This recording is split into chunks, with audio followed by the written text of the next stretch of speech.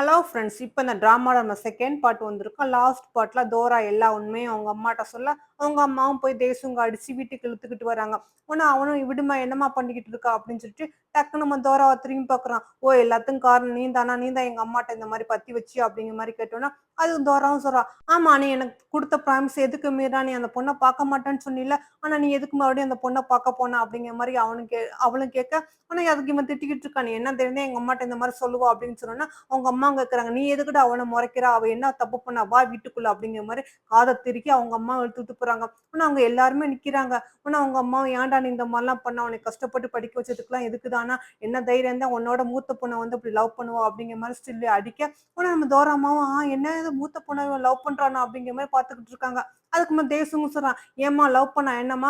Love ஒண்ணும் வயசுலாம் பார்த்து வராதும்மா. எனக்கு அவள ரொம்ப ரொம்ப புடிச்சிருக்கு. அதனால தான் நான் லவ் பண்றேன். இது உண்மையான லவ்" அப்படிங்கிற மாரி சொன்னோனே, அவங்க அம்மா சொல்றாங்க, "ஓ! நீ லவ் பண்றதுக்கு தான் உனக்கு பாக்கெட் மணி அள்ளி அள்ளி குடுத்தனா, நீ என்ன தைரியம் தான் அந்த பணத்தையெல்லாம் வச்சு மோட்டார் பைக்ல வாங்கி அவள ஊர் சுத்திக்கிட்டு இருப்பா. இதுதான் நீ நடந்துக்கிறதான்னு" சொல்லிட்டு, அங்க உள்ள அந்த கூட்டுமார எடுத்து அவங்களும் அடிக்க போறாங்க. உடனே அந்த நேரம் பார்த்து நம்ம தேசங்கூட அப்பா வந்துடுறாங்க. வந்துட்டு, "என்ன நடக்குது? ஏன் இந்த மாரி நடந்துக்கிறா? ஏன் புள்ளைய இப்படி போட்டு அடிக்கிறாங்கன்னு" கேட்டோனே, அதுக்கு சாங்கியாங்க ரொம்பவே டயர்ட் ஆயிடுறாங்க. "நான் என்னத்த சொல்றது?" அப்படிங்கிற மாரி கேட்டோனே, உடனே அவங்க மாமியார் வந்து நடந்ததெல்லாம் சொல்றாங்க. "அவன் இந்த மாரி மீன்கிற பொண்ண லவ் பண்றான். அதுவும் இவளுக்கும் அவனுக்கு எத்தன வயசு வித்தியாசம்? 10 வயசு வித்தியாசம். இவன் இப்படி பண்ணலாமான்னு" சொல்லிட்டு அவங்களும் அடிக்க போக, அவங்க அப்பா வந்து மறைக்கிறாங்க. "ஏன் விடுமா, விடுமா. என்னம்மா இப்படி பண்ணிக்கிட்டு இருக்க?" அப்படின்ட்டு. "ஆமா நான் என்னத்த சொல்வேன்? இதெல்லாம் வெளியில தெரிஞ்சா நான் என்ன பண்றது?" அப்படிங்கிற மாரி. உடனே அவங்க அப்பாவும் பார்த்து கேட்கறாங்க, "தேசுங் என்ன இங்க நடக்குதுன்ட்டு?" உடனே அவனும் சொல்றான், "அப்பா நான் ஒண்ணுமே தப்பு பண்ணல. கண்டிப்பா எனக்கு அந்த பொண்ண ரொம்ப ரொம்ப புடிச்சிருக்கு. நான் நல்லா படிப்பேன், நல்லா வருவேன். ஆனா கண்டிப்பா நான் பெரிய ஆளா போய் அந்த பொண்ண நான் கல்யாணம் பண்ணிக்கிறேன். இப்போதைக்கு என்னைய விட்டுடுங்க ப்ளீஸ். பாவம் ரொம்ப அப்செட்டா இருக்கா. நான் அவள ஒரு தடவ பார்த்து சமாதானப்படுத்திட்டு வரேன்னு" சொல்லிட்டு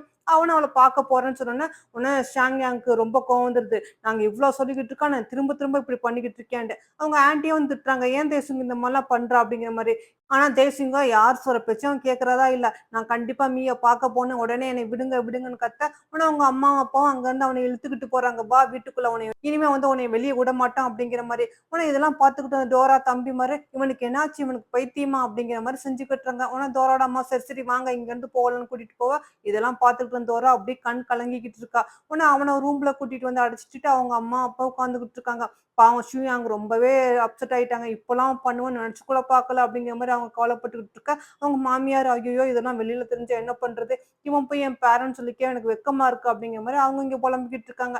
இங்க தேசிங்கம் நம்ம மீக்கு வந்து கால் பண்ணிக்கிட்டே இருக்கான். பார்த்தா அவ கால் எடுக்க மாட்டேங்கிறா. ஐயோ! அவ எதுக்கு கால் எடுக்க மாட்டேங்கிறா? என்னாச்சு? ஏதாச்சுன்னு தெரியலையே! நான் உடனே பார்க்கணும்னு சொல்லிட்டு, அவனும், "அம்மா கதவ தொறம்மா, கதவ தொறம்மா. இன்னைக்கு கதவ தொறக்காட்டி நான் கண்டிப்பா கதவ உடைச்சுட்டு வெளிய வந்துருவேன்" அப்படிங்கிற மாரி சொல்லிக்கிட்டு இருக்கான். ஆனா அவங்க அம்மாவும், "கதவெல்லாம் தொறக்க முடியாதுடா" அப்படின்னு சொல்லிட்டு இருக்கும்போது, அப்பதான் ஒரு மெசேஜ் வருது நம்ம தேசுங்க்கு.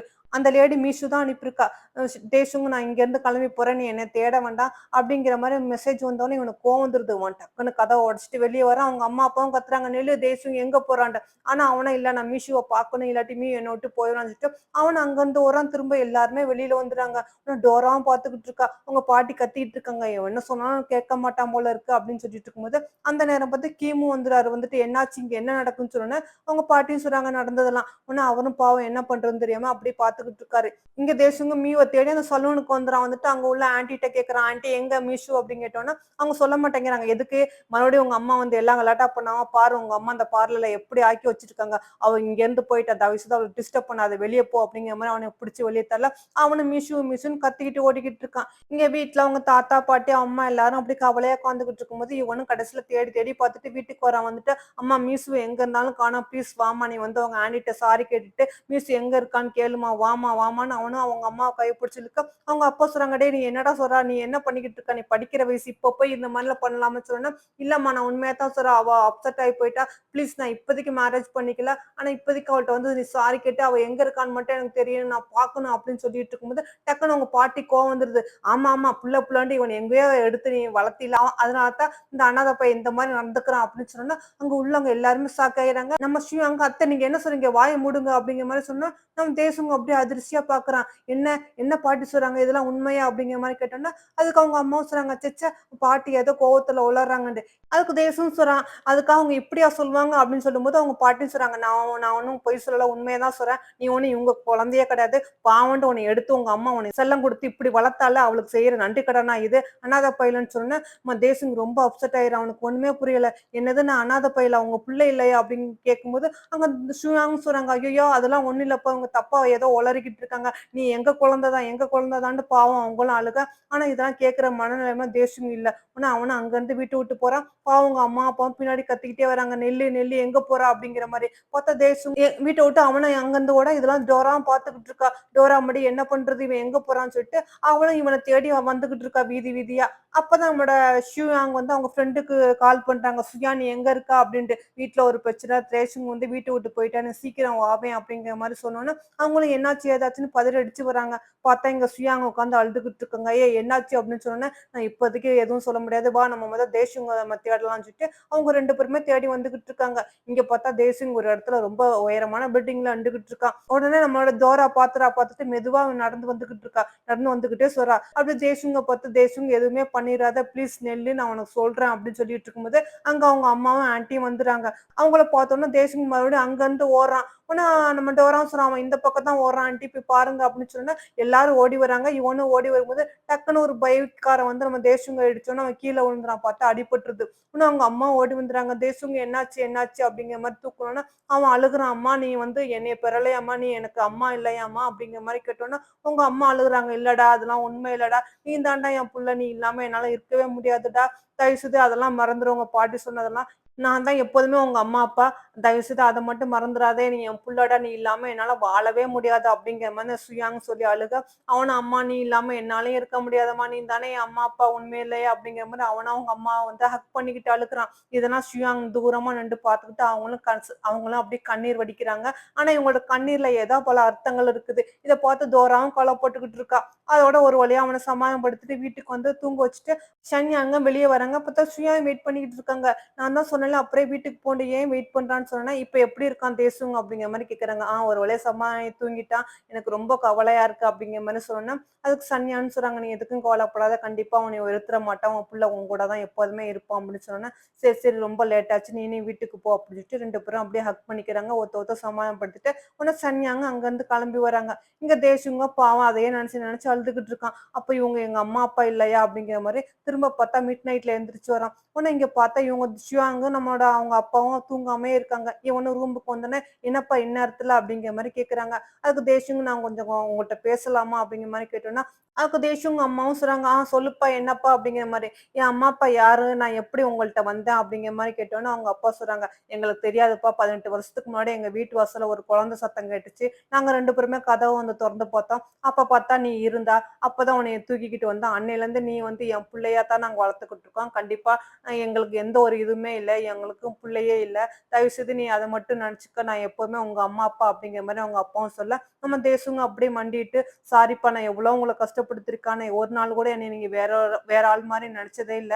ஒரு நாள் கூட சொல்லி காட்டவே இல்லைல. என்ன மன்னிச்சுடுங்க" அப்படிங்கிற மாரி சொன்னோனே, சன்யாங்க வந்து அப்படியே அவன ஹக் பண்ணிக்கிறாங்க. ஹக் பண்ணிட்டு, "நீ தான்டா என் புள்ள. நீ இல்லாம என்னால இருக்கவே முடியாது" அப்படின்னு சொல்லிட்டு, அவன ஒரு வழியா சமாதானப்படுத்தி தூங்க வச்சுட்டாங்க. அடுத்த நாள் காலையில வேல பார்த்துக்கிட்டு இருக்கும்போது, அவங்க மாமியார் வராங்க. ஆனா சன்யான் கொஞ்சம் கோவமாவே இருக்காங்க. அவங்க மாமியார், "சாரி, சாரி அவன் நேத்து அந்த மாரி தப்பா நடந்துக்கிட்டானா, அவன் ரொம்ப பேசினா, அதான் எனக்கு கோவத்துல ஏதோ பேசிட்டேன். என்னை மன்னிச்சுரு" அப்படின்னு சொல்லிட்டு இருக்கும். அவங்க அப்பா பார்த்தா கத்துறாங்க.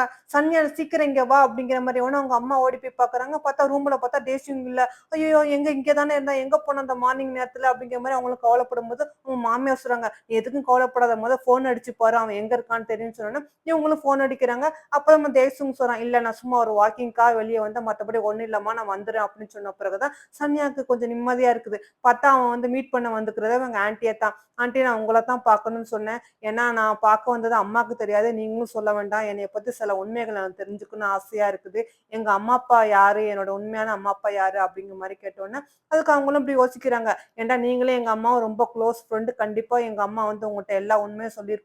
சொல்லுங்க" அப்படிங்கிற மாரி சொன்னோனே, "இல்லப்பா எனக்குமே தெரியாது. உங்க அம்மா உன்ட்ட என்ன சொன்ன உண்மையோ அதுதான் எனக்கும் தெரியும்னு" சொல்லிட்டு, அப்படியே அந்த கூல் ட்ரிங்க்ஸ் எடுக்குறாங்க. ஆனா அவங்க கை அப்படியே நடுங்குது. "ஆனா எனக்கு இதுக்கு மேல எந்த உண்மையும் தெரியாது. சாரி" அப்படின்னு சொன்னோனே, அவனும் "அப்படியா? அப்பனா சரி ஆன்டி நான் வரேன். ஆனா இத பத்தி அம்மாட்ட எதுவும் சொல்லிக்க வேண்டாம்" அப்படின்னு சொல்லிட்டு அவனும் அங்கருந்து கிளம்பி போறான். நம்ம தேசங்க அங்க கிளம்பி போறத சன்யானும் அப்படியே நின்டு பார்த்துக்கிட்டே இருக்காங்க. அவங்க மனசுக்குள்ள ஏதோ ஒரு கவலை ஓடிக்கிட்டே இருக்குது. அப்படியே அழுதுகிட்டே அன்னைக்கு நடந்தத யோசனை பண்ணி பார்க்குறாங்க. அன்னைக்கு அந்த குழந்தைய கொண்டு வச்சது ஆக்சுவலி சுயான் தான். அப்பதான் நம்ம சன்யான் வந்து பார்ப்பாங்க. பார்த்துட்டு இந்த குழந்தை யார் வச்சுட்டு போயிருக்கா அப்படின்னு சொல்லிட்டு அந்த குழந்தைய அவங்க எடுத்துட்டு போயிருப்பாங்க. ஆனா இந்த உண்மைய பத்தி இதுவரைக்கும் ஷியான் கூட நம்ம சன்யாட்ட சொன்னதே இல்ல போல இருக்குது. ஆனா அந்த குழந்தை உண்மையிலேயே நம்ம ஷியானோட குழந்தையா? இல்ல வேற ஒரு குழந்தையா என்னன்னு தெரியல. அதோட இதெல்லாம் யோசனை பண்ணி பார்த்துட்டு, உங்க அம்மா அப்படின்னு சொல்லிக்கிட்டே இருந்தவங்க டக்குன்னு மயக்கப்பட்டு கீழ விழுந்துறாங்க. ஆனா நம்ம தேசிங்கும் அங்க அப்படியே அவன் போய்க்கிட்டே இருக்கான். அங்க உள்ளவங்க தான் மஷியானா அதோட கூட்டிக்கிட்டு போய் ஹாஸ்பிட்டல் சேர்த்திருப்பாங்க. அதோட மஷியானா அப்படியே அழுதுகிட்டே வீட்டுக்கு வரான். அதோட வீட்டுக்குள்ள போகாம அப்படியே வெளிய நின்னுட்டு இருக்கும்போது, அந்த நேரம் பார்த்து அவங்க தாத்தாவும் வராரு. உடனே இவனும் தாத்தா அப்படிங்கிற மாரி ஹக் பண்ணிக்கிறான். அவங்க தாத்தாவும் அதோட அவன ஹக் பண்ணிக்கிட்டு, "நீ எத பத்தியும் யோசிக்காத. நீ என் பேரன். அத மட்டும் ஞாபகம் வச்சுக்கோ" அப்படிங்கிற மாரி நம்ம தேசுங்க்கு ஆறுதல் சொல்லிட்டு, "சரி வா வீட்டுக்கு போகலாம்" அப்படிங்கிற மாரி சொல்றாங்க. இப்படி சில நாட்கள் போக, அப்பதான் ஸ்கூலுக்கு போறதுக்கா டோரா வந்துகிட்டு இருக்கா. பார்த்தா தேசுவும் சைக்கிள்ல போயிட்டு இருக்கான். உடனே அவன பார்த்தோனே டக்குன்னு நின்றா. கொஞ்ச நாளாவே இவன வந்து பார்க்காம அவாய்ட் பண்றா போல இருக்குது. இவளுக்கே கொஞ்சம் குற்ற உணர்ச்சி. உடனே அவன் அப்படியே ஒளிஞ்சு நின்னுட்டு அவன் போயிட்டானான்னு செக் பண்ணிட்டு, அதுக்கப்புறமா சரிஞ்சுட்டு மெதுவா அப்படி நடந்து வந்துகிட்டு இருக்கா. பார்த்தா நம்ம தேசுங் வந்து ஒளிஞ்சு தான் நின்றுருக்கான். உடனே அவன பார்த்துட்டு, "தோரா நீ என்ன பண்ணிக்கிட்டு இருக்க?" அப்படிங்கிற மாரி கேட்டோனே, அவ பயந்துறா. "நீயா?" அப்படிங்கிற மாரி. "ஆமா நீ எதுக்கு என்னைய பார்க்க மாட்டேங்கிற? எங்களோட பேச மாட்டேங்கிற? எதுக்கு என்னைய அவாய்ட் பண்ற?" அப்படிங்கிற மாரி கேட்டோனே, நம்ம தோராவும் சாரி அன்னைக்கு நடந்ததுக்கெல்லாம் காரணம் நான் தானே அப்படிங்கிற மாரி அவளும் வருத்தப்படுறா. ஆனா தேசுங்க இல்ல இல்ல அதெல்லாம் ஒண்ணும் பிரச்சனை இல்ல. நான் உன் கூட கொஞ்சம் பேசணும் வா அப்படிங்கிற மாரி ஒரு ரெஸ்டாரண்ட் கூட்டிட்டு போய் அவளுக்கு பிடிச்சமான சாப்பாடுலாம் வாங்கி குடுக்குறான். குடுத்துட்டு நீ சாப்பிடு அப்படிங்கிற மாரி சொன்னோனே, இவளும் ரொம்ப வருத்தத்தோட சொல்றா. சாரி தேசுங்க நான் இந்த மாரி நடக்கணும்னு நான் நெனச்சு கூட பார்க்கல அப்படிங்கிற மாரி சொன்னோனே, அதுக்கு அவனும் சொல்றான். நீ எதுக்கும் கவலைப்படாத. உன்னால தான் அன்னைக்கு எல்லா உண்மையும் தெரிய வந்துச்சு. உனக்கும் தெரியும்னு நெனைக்கிறேன். எங்க அம்மா, அப்பாவுக்கு உண்மையிலே இப்ப நல்ல பையனா நடந்துக்கணும். நல்லா படிக்கணும். என் படிப்புல நல்லா கான்சன்ட்ரேட் பண்ணணும். அவங்களோட பேர காப்பாத்தணும். இதுதான் என் லட்சியம். இதெல்லாம் வந்து உன்னால தான் எனக்கு தெரிய வந்துச்சு. அதனால நான் உனக்கு தேங்க்ஸ் சொல்றேன். அதுக்காக தான் இன்னைக்கு வந்து உனக்கு சாப்பாடு வாங்கி தரேன். சாப்பிடு அப்படிங்கிற மாரி அவனும் சொன்னோனே, நம்ம தோராக்கு ரொம்ப சந்தோஷமாயிருது. அதோட அவள ஸ்கூலுக்கு வா நானே சைக்கிள்ல கூட்டிட்டு போயிறேன்ட்டு சைக்கிள வச்சு கூட்டிட்டு போறான். நம்ம தோராவும் ரொம்ப அன்பா அப்படியே அவன ஹக் பண்ணிக்கிட்டு அப்படியே போறா. அப்பதான் அவ சொல்றா, "இனிமே தேசும் எனக்கு தான். இனிமே எனக்கு மட்டும் தான்" அப்படிங்கிற மாரி மனசுக்குள்ள நெனச்சுக்கிட்டு, அப்படியே அவளும் அப்படியே அந்த வானத்த ரசிச்சுக்கிட்டு, இந்த வானம், பூமி எல்லாருமே எனக்கு வந்து இப்ப பிளெஸ்ஸிங் பண்ற மாரி இருக்கு. இந்த மூமெண்ட்ட நான் மறக்கவே மாட்டேன் அப்படிங்கிற மாரி தூரம் ரொம்ப ஹாப்பியா ஸ்கூலுக்கு போய்க்கிட்டு இருக்கா. இங்க அவள கட் பண்ணி காட்டுறாங்க அவங்க அம்மாவ. அவங்க அம்மா கிச்சன்ல பாக்குறாங்க. பார்த்தா ரைஸே இல்ல. ஆனா டோரா அம்மா சரி பக்கத்துல போய் தேசுங்க அம்மாட்ட கேட்கலாம்னு சொல்லிட்டு அவங்க வீட்டுக்கு வராங்க. பார்த்தா வீட்ல யாருமே இல்ல.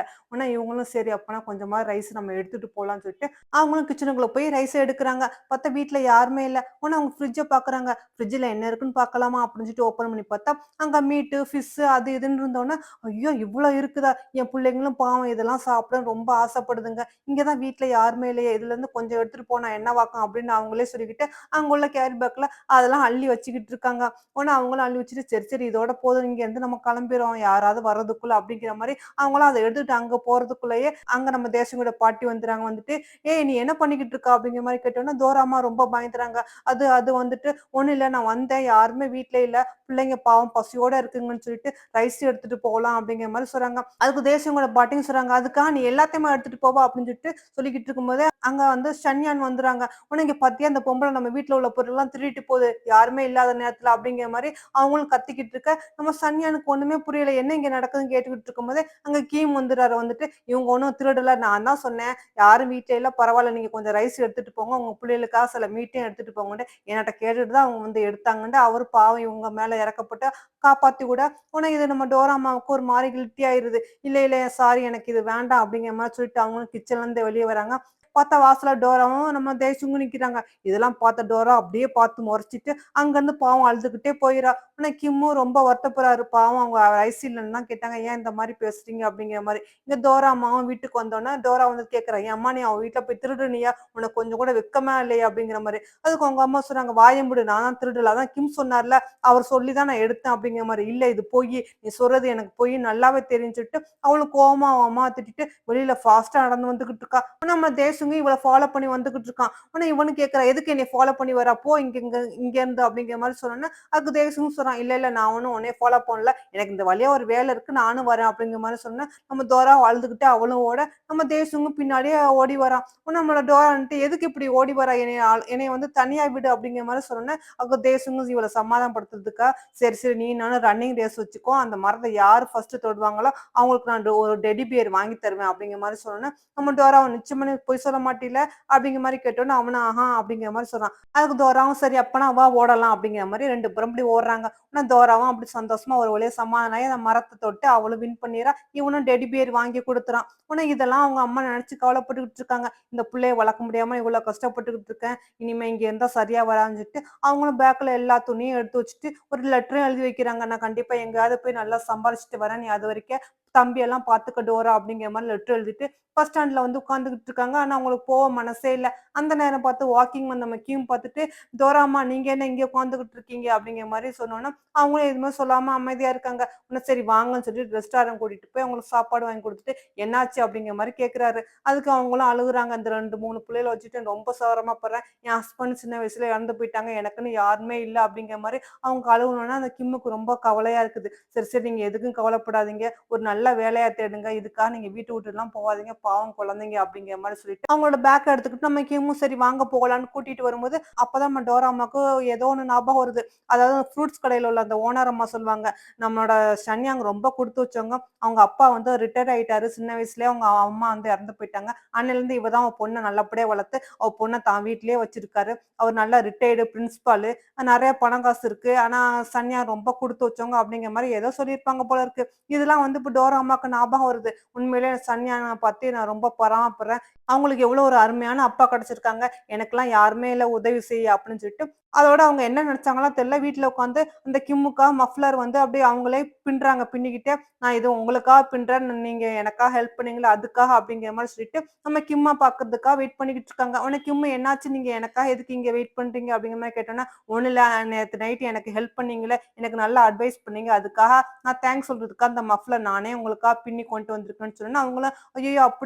எனக்கு இதெல்லாம் வேண்டான்னு சொன்னோனே, "அப்பலாம் சொல்லாதீங்க. என்னோட தேங்க்ஸ ஏத்துக்கங்கன்னு" சொல்லிட்டு, டோராமாவும் அந்த மஃப்ளர் எடுத்து அந்த கிம்முக்கு அப்படியே சுத்தி விடுறாங்க. சுத்தி விட்டுட்டு, "உங்களுக்கு இது ரொம்ப பொருத்தமா இருக்கு. சூப்பரா இருக்கு." அப்படிங்கிற மாரி ரொம்ப க்ளோஸா சொல்லும்போது, அந்த கிம்முக்கு பாவம் என்ன நினைக்கிறதுன்னு தெரியாம அவரும் ஓகே ரொம்ப தேங்க்ஸ் வாங்க நம்ம 2 பேரும் சேர்ந்து ட்ரிங்க்ஸ் பண்ணலான்ட்டு, அவட அவங்கள ஒரு ரெஸ்டாரண்ட் கூட்டிட்டு வந்தோனே, அங்கேயும் டோராம்மா அப்படியே ட்ரிங்க்ஸ் பண்ணிட்டு, அவங்க கவலையெல்லாம் சொல்றாங்க. "எனக்குன்னு யாருமே இல்ல. எனக்கு சொந்த பந்தம் யாரும் இல்ல. எனக்கு ஹெல்ப் பண்ண யாருமே இல்ல." அப்படிங்கிற மாரி அவங்க கவலையெல்லாம் சொல்லிக்கிட்டு, பாவம் டோராம்மாவும் அழுக. உடனே கிம்மும் ஆறுதல் சொல்றாரு. "நீ எதுக்கும் கவலைப்படாம, எதுக்கும்மா அப்படிலாம் பண்ற? உன் பிள்ளைய நீ தான் வளர்க்கணுன்ட்டு." அதுக்கு டோராம்மாவும், "இல்ல, இல்ல என் கஷ்டம்லாம் என்னால சொல்லக்கூட யாருமே இல்ல." அப்படிங்கிற மாரி நம்ம கிம்ம அப்படியே ஹக் பண்ணிக்கிட்டு அழுகுறாங்க. உடனே அவரும் அப்படியே முதுவ தட்டி குடுத்துக்கிட்டு, "நீ எதுக்கும் கவலைப்படாத. நான் உனக்கு இருக்கேன்." அப்படிங்கிற மாரி அவரும் ஆறுதல் சொல்றாங்க. அன்னையிலருந்து டோராம்மாவும் கிம்மோட ரொம்ப க்ளோஸாவே இருக்காங்க. உடனே இவங்களுக்கா பணமும் கிம்மு குடுக்குறாரு. "இந்த பணத்த வச்சுக்கோ உன் புள்ளைகளுக்கான்ட்டு." டோராம்மா அதெல்லாம் எனக்கு வேண்டாம். எதுக்கு அப்படிங்கிற மாரி அவாய்ட் பண்றாங்க. ஆனா கிம்மோ சொல்றாரு, "இது நான் உனக்காக தரல. உன் பிள்ளைக்காக தரேன். பாவம் பசியும் பட்டினியுமா உன் பிள்ளைங்க இருக்குங்கள, இந்த பணத்த வச்சுக்கோன்னு" சொன்னோனே, "இத நான் கடனா தான் வாங்கிக்கிறேன். கண்டிப்பா நான் தந்துர்றேன்." அப்படிங்கிற மாரி டோராம்மாவும் சொல்ல, கிம்மும் சரின்னு சொல்லிட்டு கொஞ்சம் பணத்த குடுத்துட்டு போறாரு. ஆனா டோராம்மாக்கு ரொம்ப சந்தோஷம் தாங்க முடியல. இவரு எனக்காக இவ்ளோ பணம் தந்தாரா? அப்படிங்கிற மாரி அவங்களும் சந்தோஷப்பட்டுக்கிட்டு இருக்காங்க. இங்க அதோட கட் பண்ணி நம்ம டோராவ காட்டுறாங்க. ஸ்கூல்ல வந்து நம்ம டோராவ யாரோ சீனியர்லாம் வந்து கிண்டல் அடிச்சுக்கிட்டு, "உன்ட்ட பணம் இருக்கா?" அப்படிங்கிற மாரி நம்ம டோராவ போட்டு அடிக்கிறாங்க. நம்ம டோராவும், "என்ட்ட பணம்லாம் இல்ல. நானே அப்பப்ப எங்கேயாவது போய் ஏதாவது வேல பார்த்து தான் சம்பாரிப்பேன். என்ட்ட இல்ல. எல்லாமே எங்க அம்மா வாங்கிக்குவாங்கன்னு" சொல்லிட்டு இருக்கும்போது, அங்க தேசிங் மந்திரம் வந்துட்டு, "இங்க என்ன நடக்குது?" அப்படிங்கிற மாரி அந்த சீனியர திட்டிட்டு, "இந்த பொண்ண ஒழுங்கா விட்டுருங்க. இல்லாட்டி அவ்வளோதான். உங்கள சும்மா விட மாட்டேன்னு" சொல்லிட்டு நம்ம டோராவ கூட்டிட்டு போறான். ஆனா அந்த சீனியர விட மாட்டேங்கிறாங்க. நம்ம தேசுங்கு நம்ம டோராவையும் பிடிச்சு நல்லா அடி அடின்னு அடிச்சு நல்லா கும்மிருதுங்க. பாவம் தேசுங்க நல்லா அடி வாங்கிக்கிறான். அதோட அடி வாங்கிட்டு 2 பேருமே உட்கார்ந்துகிட்டு இருக்காங்க. உடனே தேசிங்கும் சொல்றான், "நான் அந்த பொண்ணுங்கள அடிச்சிருப்பேன். இருந்தாலும் லேடீஸ் ஆச்சுன்னு தான் நான் அடிக்காம இருந்தேன்." அப்படிங்கிற மாரி கீழ விழுந்தாலும் மீசையில மண்ணு ஒட்டலங்கிற மாரி அவனும் சொல்ல, நம்ம டோரம், "ஐயோ பாவம் நீ எனக்காக எவ்வளோ கஷ்டப்பட்டு அடி வாங்கியிருக்கா. இத நான் மறக்கவே மாட்டேன்." அப்படிங்கிற மாரி அவளும் ரொம்ப தேங்க்ஸ் சொல்ல, நம்ம தேசுங்கும், "சரி, சரி நடந்தது எதையுமே நீ வீட்ல சொல்லிக்காத." அப்படிங்கிற மாரி அவனும் எந்திரிச்சு போறான். ஆனா டோராவாச்சு எனக்காக இவ்வளோ பண்ணியிருக்கான். உண்மையிலேயே இவனுக்கு என் மேல பாசம், லவ்லாம் இருக்கு அப்படிங்கிற மாரி அவ தப்பா புரிஞ்சுக்கிறா. இங்க பார்த்தா கிம்மு கொஞ்சம் நடவடிக்கைலாம் சேஞ்ச் ஆகுது. அவனும் அப்படியே மஃப்ளர்லாம் போட்டுக்கிட்டு கண்ணாடிய 1க்கு 2 தடவ பார்த்துட்டு, நம்ம டோரா அம்மாவ பார்க்கறதுக்கா வந்திருக்கான். அவங்க 2 பேருமே சேர்ந்து இப்ப சினிமா பார்க்கறது, ஒண்ணா ஊர் சுத்துறதுன்ட்டு கொஞ்சம் க்ளோஸாவே இருக்காங்க. டோரா அம்மா என்ன நினைச்சுக்கிட்டு இவரு கூட பாவம் க்ளோஸா இருக்காங்களோ, ஆனா அவர் மனசுல ஏதோ ஒரு ஃபீலிங். அவரும் அப்படியே டோரா அம்மாவோட ரொம்ப க்ளோஸா இருக்காங்க. 2 பேரும் அப்படியே படத்தை எல்லாம் பார்த்து என்ஜாய் பண்ணிக்கிட்டு பேசி சந்தோஷமா வந்துகிட்டு இருக்காங்க நைட் நேரத்துல. அப்ப டோரா அம்மாவும் நீங்க எனக்கா நிறைய ஹெல்ப் பண்றீங்க, இதெல்லாம் நான் மறக்கவே மாட்டேன் அப்படின்னு சொல்லிட்டு வந்துகிட்டு இருக்கும்போது பார்த்தா நம்ம டோரா அம்மாவோட கடன் கொடுத்தவங்க எல்லாரும் வந்து நிக்கிறாங்க. என்னம்மா எங்க காணோம் இவ்வளவு நாளா, ஒளிஞ்சிட்டியா, இப்ப கண்டுபிடிச்சிட்டுல, ஒழுங்கா பணத்தை கூட இல்லாட்டி நீ வீட்டுக்கு வாண்டு நம்ம டோரா அம்மாவை கையை பிடிச்சு அங்க அம்மு பண்ணிக்கிட்டு இருக்க. இதெல்லாம் பார்த்துக்கிட்டு இருந்த கிம்மும் வந்து கேக்குறாரு, விடுங்க கையை, அவங்க உங்களுக்கு எவ்வளவு கடன் தரணும் அப்படிங்கிற மாதிரி கேட்டோன்னா அதுக்கு அங்க உள்ளவங்கன்னு சொல்றாங்க, இந்த அம்மா எங்களுக்கு $3000 தரணும் அப்படிங்கிற மாதிரி சொன்னோன்னே, என்னது $3000 அப்படிங்கிற மாதிரி கிம்மு நம்ம டோரா அம்மாவை பார்க்க, டோரா அம்மாவும் அப்படியே அழுதுகிட்டே கிம்ம பாக்குறாங்க. கிம்மு டோரா அம்மாவுக்கு பணம் கொடுத்து உதவுறாரா, இந்த ரிலேஷன்ஷிப் எந்த அளவுக்கு போய் முடிய போகுதுன்னு நம்ம அடுத்தடுத்த எபிசோட்ல பார்க்கலாம் ஃப்ரெண்ட்ஸ். அதுக்கு முன்னாடி இது வரைக்கும் சேனலை சப்ஸ்கிரைப் பண்ணாட்டி சப்ஸ்கிரைப் பண்ணி அப்படியே லைக் பட்டனே பிரஸ் பண்ணிக்கிறங்க ஃப்ரெண்ட்ஸ். ஓகே, பாய்.